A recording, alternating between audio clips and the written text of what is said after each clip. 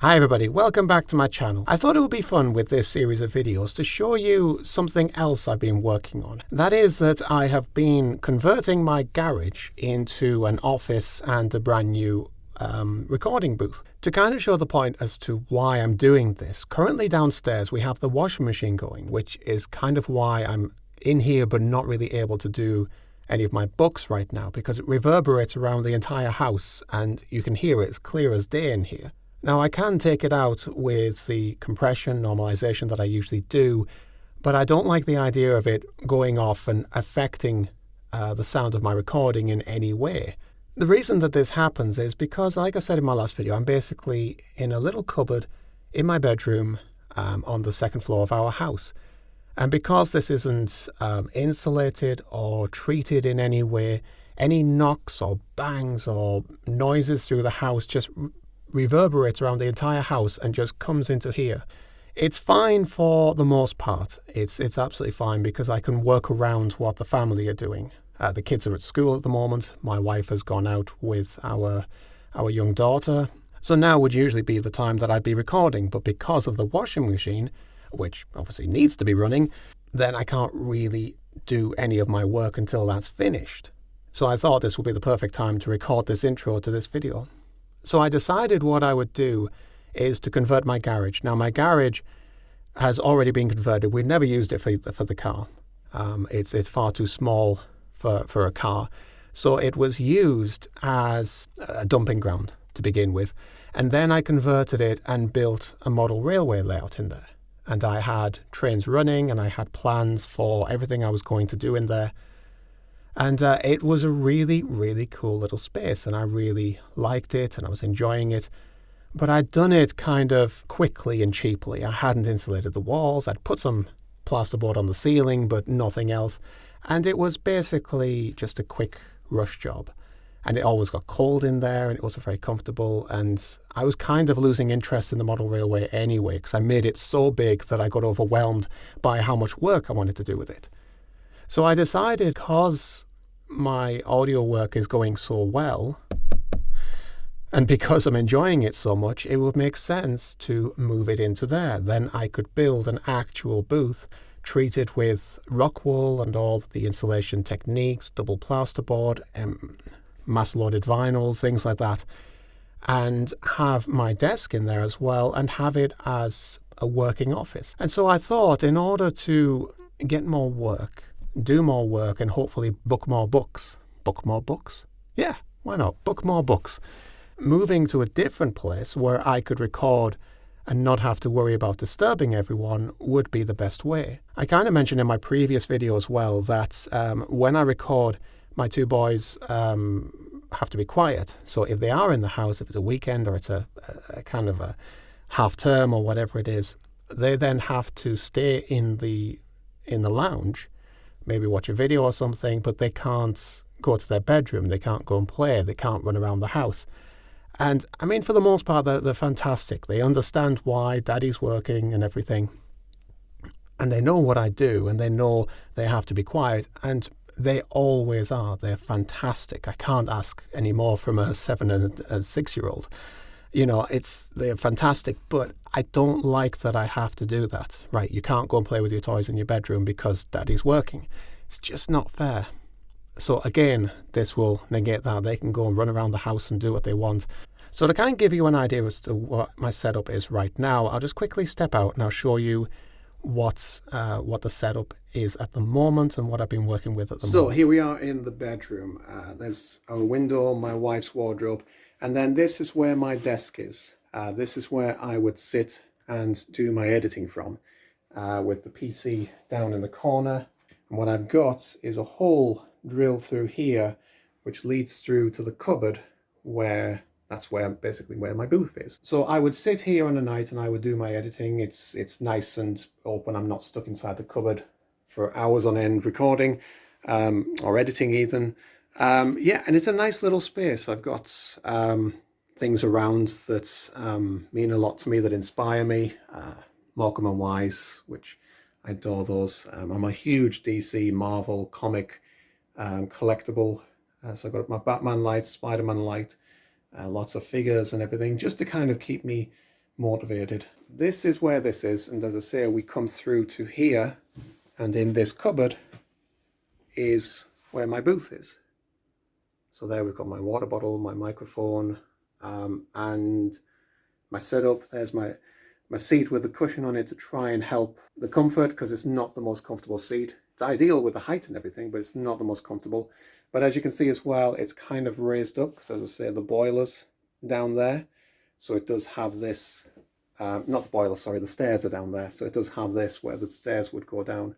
So it does mean stepping up into it. And then, yep, and that's how big it is. And I mean, it's a perfectly good size. It's a fantastic little room. As I say, it's done me fantastically well.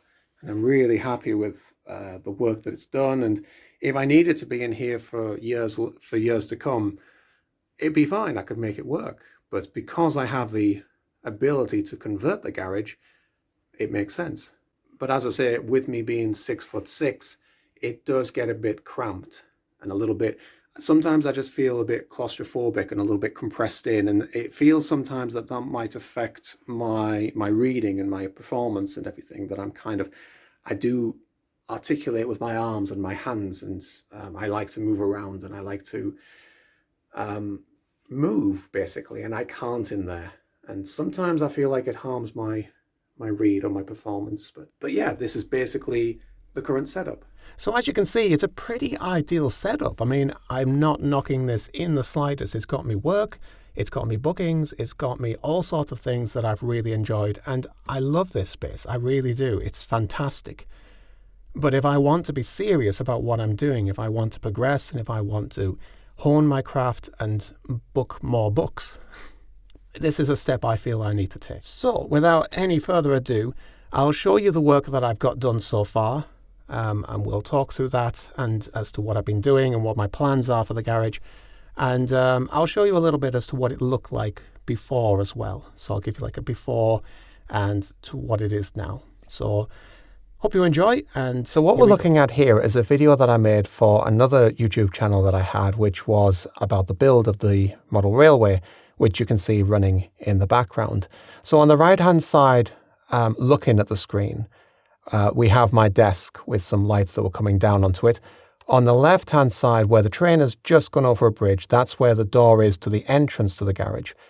Behind me, where all the pictures are, is where the garage door was. And I had a fake wall on there, which covered the garage door, just to kind of reduce the draft that came through and to make it more aesthetically pleasing. And plus, I planned at the time to put more shelves across there to display more of my things. And so this is basically the size. And as you can see as well on the top, I had plasterboard up, which was basically to just make it more aesthetically pleasing to look at. There's no insulation up there, there's nothing. It was just plasterboards on the ceiling. The light consisted of one strip light in the middle and one just in front of where I am, just where the door comes in. Where the camera is, there was another strip light just above. So very basic lighting as well. It was all very... I just basically did it quickly. So this is kind of what it looked like now. And what I'll do now is I'll take you on a little tour of the place. As you can see, the door is there on the right. And what we're doing is we're traveling on the railway itself, courtesy of the camera that I had. So this is where the desk is. As we come over to the side here, we're heading to where the garage door is through the tunnel. And this area here, from this brickwork here, this is where the booth will start. So I'll have a partition wall across there. We're now heading to that plug, and that is where my microphone will be. And then as we head back down this way, that's where the end of the wall will be. This is where my desk will be, where this station is on the right, just before that extra big work there. And we're also getting a replacement door, so it's more insulated and more secure, and we're back to where we were.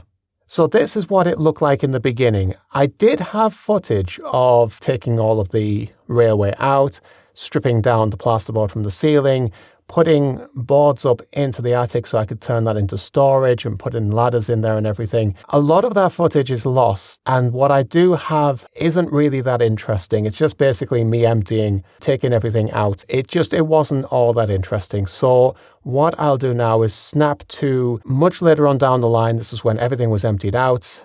And so what you can see here now is everything is emptied out. I replaced all of the lights for spotlights, and here we have the entrance to the attic as well. As you can see, the plasterboarding isn't exactly that great. As I say, I'm not a builder or anything. This is just me using techniques that I kind of have learned, and I've just done the best I can, just all by myself. But yeah, I emptied everything out and cleaned it all through so that I could start work. Now what I have here is dimmers on those two backlights, and that is because that is where the booth will be. So those will be operated separately, and that light switch will be on the partition wall as you walk in. And then this one is controlling the main lights as you walk in, and where that light switch is where it will be at the end. So yep, that controls these 6 closest to the door, and the other one will control the 2 in the booth. And here we have the attic door. It's on a hatch where you push and open it up. And it's a great place to be able to store a lot of the things, a lot of my model railway with it, which I still have, and I still plan to build a railway at some point. So I've kept hold of all of that. So that's where we'll end it for now. That's where we're up to. As you can see, a lot of progress was made, but to get to this point was very tedious, boring to watch, boring to do. This is where we're up to now. This is where we are, and this is where the fun can really begin. So I hope you enjoyed this video. Please stay tuned for video 2, where we'll do more work on the garage, and I'll keep you posted as we build things and as we go along, and with the progress of how everything goes. So thank you for watching. Hope to see you next time. Take care, everyone, and I'll speak to you soon.